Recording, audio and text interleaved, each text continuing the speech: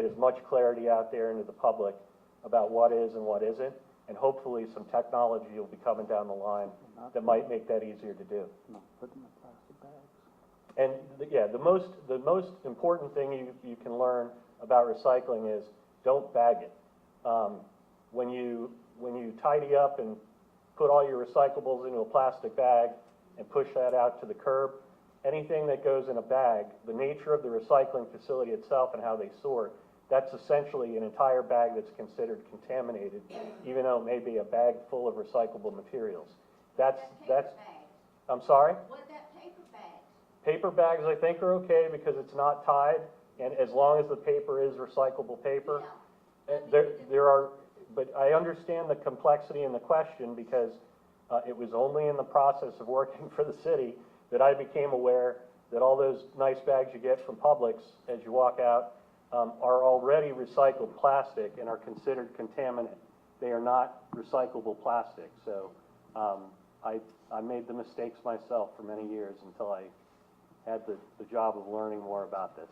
And Mr. Hughes, I don't know if we want to have Will or John talk about it, but I've been out to the recycling center to see what happens when stuff comes through that's not able to be recycled. And one of the things that we talked about is the bags. So, you know, that's an iffy question because, so if the bags come off of the conveyor belt and there's still something in the bag, then that might not be good. So I don't know if John wants to talk about that or if Will, but we would just say, even in paper bags, take it out of the bag. Yes. That's what they're saying too. Paper bags are fine. Paper bags are fine. Paper bags are fine. Okay. That is Will, the chief Yeah, of solid so, waste. So yeah, so when saying it comes takes- down that conveyor belt, so it'll be still okay with the paper bags? Okay, great. There you got it. Paper bags are great. If I may just add one thing, since we're talking about recycling, curbside coming back, and the more specifics, thank you for the questions, by the way. Just a little insight on recycling. As we talk about the economics of all of solid waste, there is a looming issue that's happening across the nation, which is the economics of what we get back from the sale of recyclable goods towards the cost of collecting them. Recycling is not a moneymaker. It does not make, it costs us more money to do the act of recycling than not. Now, the mayor believes, and council obviously through their supportive budgets over the years, believes that recycling is important for a variety of other reasons, not specific to just the budget. But I want to be clear that there are serious questions about the economics that we have to factor into this question. So even though you may say, well, aluminum cans can be recycled and people buy the aluminum and then create new products out of it, those prices, although they're upticking a little bit because of supply chain issues in recent months, they were trending down. So as the costs of doing recycling were going up in the last several years, the ability for the city to recoup money through the sale of recycled goods has diminished. So that gap between the cost and what we get back out of it has been part of the economic driver that is impacting the enterprise fund. Again, not sitting here telling you that's a reason to stop recycling, but it is part of the conversation that I think we're going to have in this multi-week special committee, which is to really deep dive on the economics so that we understand, yes, this is a good policy for our environment, for our community, but we have to make sure we understand the economic impacts. It's also, recycling is good for offsetting the cost of having to put an extra 100+ tons of trash in landfill a day. And landfills are so expensive, I got to tell you. So you got to figure that into the economics of it, as you well know. Okay, we've got a young leader here, Grant Tucker. I've been wanting to meet this young man, and if he'll come forward. And he started an organization that promotes recycling and good things for the environment. Grant, are you here? I think Grant had to leave early, sir. He has another exam tomorrow. Okay. Well, see, he's in high school. That ought to make us feel good about future generations, right there. Get your essay, get your exam done right. Okay, Martha Fanning, and I think she's Mandarin, and come forward. Thank you, it's Martina. Okay, Martina, I'm sorry. That's all right, thank you. Martha, I changed it. Thank you very much. Okay, I wanted to comment on the lady that just spoke. I thought that was a very good thing to bring up. We're not informed. The public is not informed on how to recycle. We're not educated. I'm a big recycler. I used to bring my bags to grocery stores when I was a little kid, and my father would scream at me to put them away because he was embarrassed. So I've been a recycler for years, an environmentalist, but I didn't know the rules about the plastic, putting everything in a plastic bag.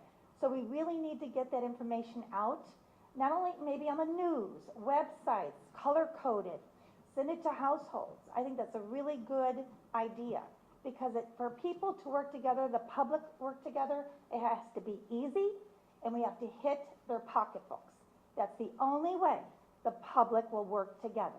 It has to be easy, and if it isn't cooperated with the public, it's got to hit the pocketbooks, and then they'll cooperate. I lived in California, and I was there, and I saw when they passed the law to charge 5 cents for every plastic bag you took out of the grocery store. I witnessed people putting 1 and 2 things in a plastic bag, leaving the store with 15 plastic bags. It was ridiculous. They weren't even filled. But as soon as that law was passed, you know what people would say? Oh, I don't want a bag. I don't want a bag. Oh, I don't want to pay the 5 cents, the 10 cents, the 15 cents. Hit the pocketbooks. That's where you will get the change. And the change in, recycling and caring about the earth. And I am not into hitting the pocketbooks of the citizens at all. We need to work together to make things work for the earth. We are visitors.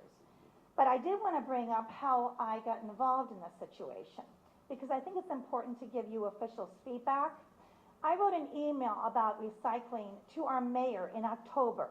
I got a boilerplate in response, not a personal response, a boilerplate. A boilerplate is just a form that is sent out when somebody sends a personal email, when a citizen takes the time to send an email out and send their thoughts out. They send a generated form, which is called a boilerplate. In November, I sent an email to the mayor again. I got another boilerplate. December, same thing. So I widened my net. And in I believe, February, I sent it to Sam Newby, I sent it to a public works official, and the mayor again. I didn't get a response, not even a boilerplate. Now, then in February, early February, I called John Pappas's office. And John Pappas sent over Bill Joyce, who has been wonderful, the only public official that has been so wonderful and has acted like a true public official. So I did want to commend you very much, and I wanted to give him kudos, because that is how public officials should act when citizens reach out of something that's so important like this. Okay, so here we are, and a week later, after Bill Joyce and I talked for a long time and sent emails, all of a sudden, now recycling is reinstated a week later. I find that kind of interesting, but I'm very happy about that nonetheless. See what you did? Yes, I think I did. You know what, I have to tell you, I'm going to give you a little liberty because I think we have only a couple more speakers, but your 3 minutes is up. So if you can kind of wrap it up there, and then we'll go to our next speaker. But I think we are going to hit our 8:15 drop dead time pretty good. Okay, well, thank you for giving me the liberty. I'll go right to the refund then. I know that you said something about it being a little convoluted or, a little, where you had to draw from other funds for this and there's no money in recycling. Well, the situation is that I did the math, and we are charged $1.05 a stop. That's $2.60 a month, 2 times. Okay, so $1.05 twice is $2.10 a month. It's $12.60 for 6 months. Okay, when I did the math, I don't understand where this money is going, but it's over $3 million. It's $3,500,000 that is really paid by the citizens of Jacksonville, and we did not get the services. So I don't understand how you pay for services and the services aren't rendered. I don't know. I find that kind of like unlawful. And I would like a thorough explanation of where this money has gone, because as far as I know, the city of Jacksonville has received $648,000 and change. Meridian has $985,000 and change. Advanced, $955,000, and Waste Pro, $991,000 and change, which equals $3,580,000 and $213 and change. So that is $1,260 for 6 months that citizens have paid. Now, you could say that's a nominal fee, but $13 could feed some families that struggle, and it could feed their children 3 lunches. Okay. So I understand that there are some, problems with the funds and everything, but why is that put on the citizens? The citizens are out $13 nominal fee. If it's so nominal, why aren't we refunded? I don't understand that. And then as far as the commission goes, I think we should look at 3 cities that do a wonderful job. San Francisco gets rid of 80% of their waste. I think I'm gonna have to, That's fine. I'm But sorry. San Francisco, LA, and Seattle. I Yes, think you ma'am. should look into what they do, and they have successful programs. let me touch on the refund, because I feel it's somewhat of a personal responsibility, because I was pushing for some type of a refund. And so, if I'm wrong, I'm wrong. But I think I was right in that if you are paying a fee for service and you're not getting the service, you should get a refund. And so I pushed that idea until I figured out the problem. And, I can't point fingers, because like my dad said, when you point a finger, 4 point back at you. But you want an honest answer. The honest answer is because the city council and past administrations, we tried it last year, but we couldn't quite get the votes. But we have not adjusted our fee to equal the cost of the service. So we gave back, because we're short on the fee, and we owe $31 million in addition to trying to find the right cost to the fee, there's no refund there to give. And so maybe your refund is at the poll, I don't know. But I'm just being honest with you, and if you want to add to that, Brian, but I felt personally that I should speak to that, for transparency's sake, and just, hey, we all mean well, but sometimes it don't work out that way. I would simply add perhaps a little more into that, which is the mechanism of a refund would have to be, because of the enterprise fund, would have to be calculated in the annual payment of the next year. So I will tell you, the question continues to be asked internally. The mayor has asked us to explore the potential of, in the next calculation of the roll, so as the budget for the next year is produced, that's the same time we transmit to the property, the tax collector, the rolls that include how many households need to have the garbage-free or the enterprise fee collected. There's a potential in that process that we're exploring, which would be the potential for, in next year's roll, to do the math you exactly did, about $3 to $5 million of relief, which would ultimately be split up among all the residential solid waste households in the city. So the potential is there for the entire city to collect less 6 months worth of pickups. It's a budgetary process that has to happen, and I promise you it's more complicated than sending out $250,000 checks for $2 a month for 6 months, or a $12 check to every household that's on the residence right now. But a potential way of refunding is being contemplated, but you have to understand as well that that doesn't change the economics of the budget process itself. We are still not taking in to the enterprise fund enough money to cover the cost. So the other option that's been looked at, or is being looked at by the mayor and the team, is completely dissolving the enterprise fund, moving solid waste into the general fund budget, like the police are, like the fire and rescue department is, Public Works. and public works and parks, as an essential component of government that deserves to be in our general fund budget and costs each year what it costs, no matter what that is, based on the data from inflationary impacts, new households coming online, old households going offline, to make that a regular part of the regular budgetary function rather than living over here in the enterprise fund. Either one of those two things is being contemplated and would be contemplated in the budgetary season that's ahead. And for those that are unaware, that season is coming up. In the next few months, the mayor's office, myself, our whole team, will start the process of crafting a budget so that it can be submitted to City Council at about beginning or mid-July. Then, working with City Council, we go through it into September so that it's in place for the fiscal year that starts on October 1st.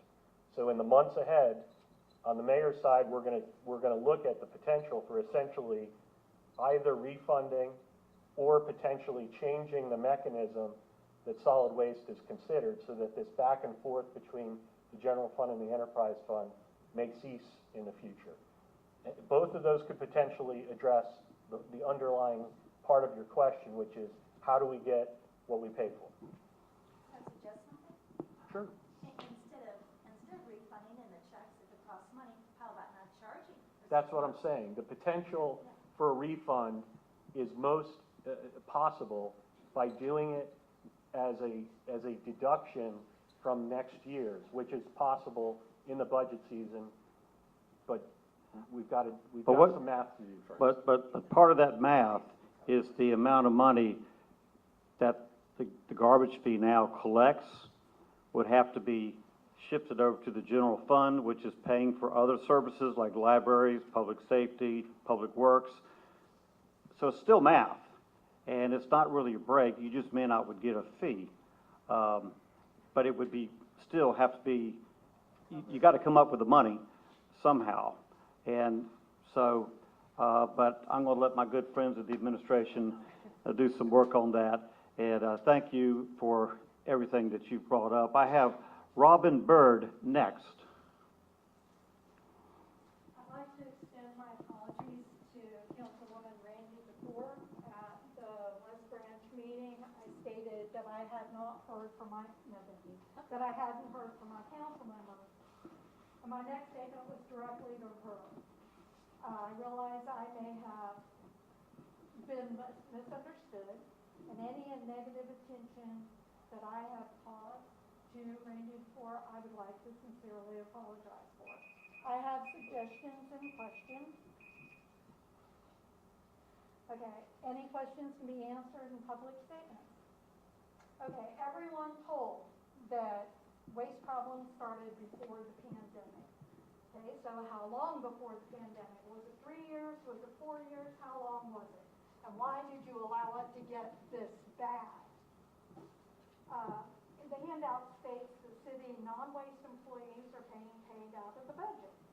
And I have learned that they've actually been paying overtime.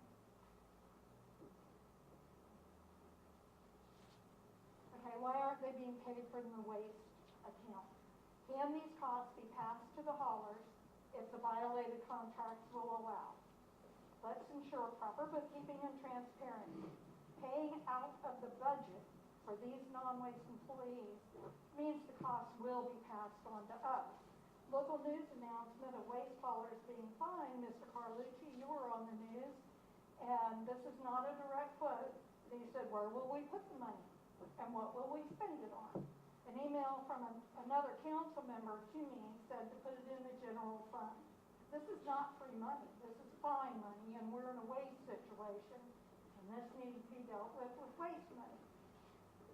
All money moved out of the waste account, other than pay haulers over the last 4 years, put it back. Stop shifting money around. Suggestion. You've complained about not having transfer sites. Use the Brookman site as a transfer site because you've complained about it. It's there, use it. The handout shows that one hauler contract ends 1 year from now. The second ends 6 months after that. January City Hall meeting, Mr. Carlucci and John Pappas had an interaction. Mr. Carlucci said, move it to Public Works. Mr. Pappas agreed. Mr. Williams, you were on the local news, and you gave a blanket excuse that trash, household trash, that hadn't been picked up for 8 weeks was not put out properly. Mr. Williams, according to that interaction between Mr. Carlucci and Mr. Pappas at the January meeting, your department's going to get more work. So, I have a question for you. Will you get your department fully in order, overwatch the waste haulers, and have your department completely operational, or will you resign? Solid waste is one department under Public Works. Hey, Ms. Pappas. Public Works is huge, and it receives the largest chunk of the budget. City website paragraph under Public Works says to maintain and improve.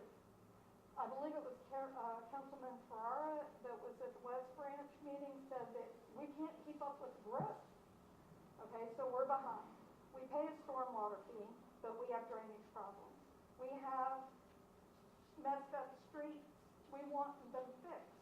But now we're paying a 6-cent gas tax, actually paying twice for that work.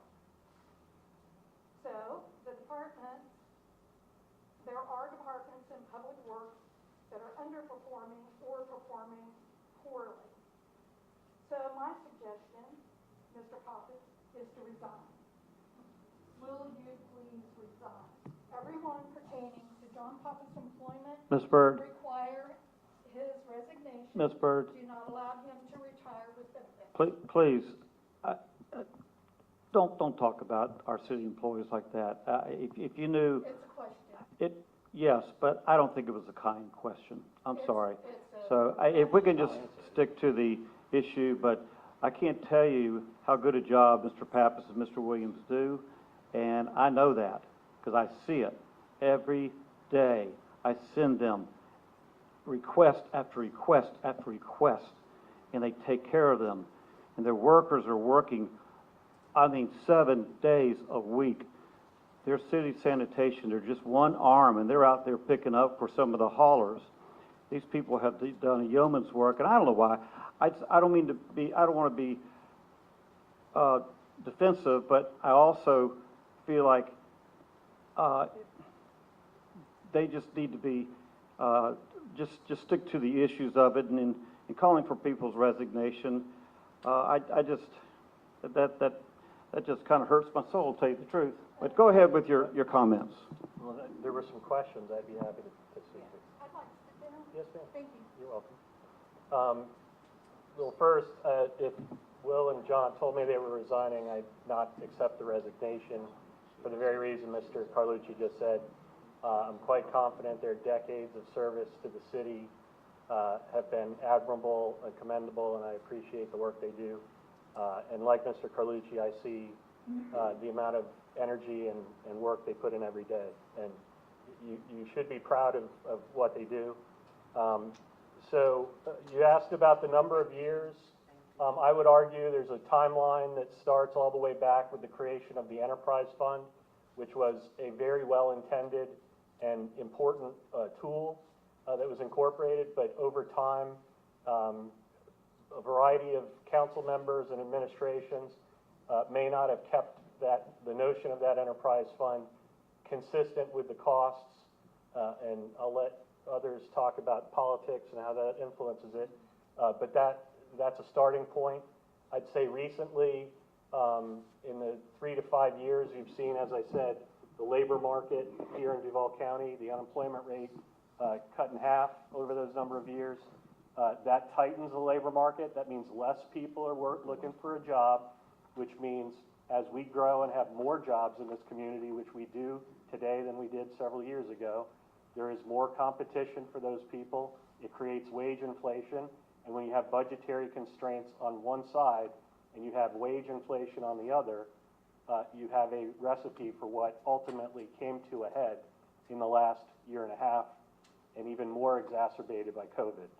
Passing costs and fines, understand that non-solid waste work is not paid for by the solid waste fund because the Solid Waste Enterprise Fund has by law the requirement to only be used for solid waste. So we don't pay for non-solid waste, even if they're in the solid waste division, if their job is not related to the day-to-day functionality, it's a general fund expenditure, not an enterprise fund expenditure. Fines, there's kind of a misnomer. The most active way that we keep track and hold accountable our contractors is called liquidated damages. It's not that we take money in from them, it's that we make a calculation of what we don't pay, even, so if the contract said you owe them $100 this month, but if we could determine and demonstrate that $20 worth of value wasn't provided, we pay them $80 and tell them why we aren't paying the other $20, and then that $20 remains in the enterprise fund. So it's not a new pool of money created by that process. It's a continued internal accounting of the enterprise fund, which is sequestered over here and is only available by law to the business of solid waste collection and dealing with those. And that is the fund that for now many years has not collected the same amount of money that it expends for these contracts and for the city division that works on solid waste. I just want to thank everybody for their passion on this subject. And if you're in District 1, you already know the passion that we have had about this situation. But if you're in District 1, you also know that John Pappas comes to every one of our town hall meetings. He takes the heat from us. He brings Will Williams with him. So for us, these guys are really important. They're very important to us. And we appreciate them. And, you know, if it's a pothole or if it's trash, he's here to talk about it. And he's here to do everything that he can to make it better for us. 849 square miles, that's a lot.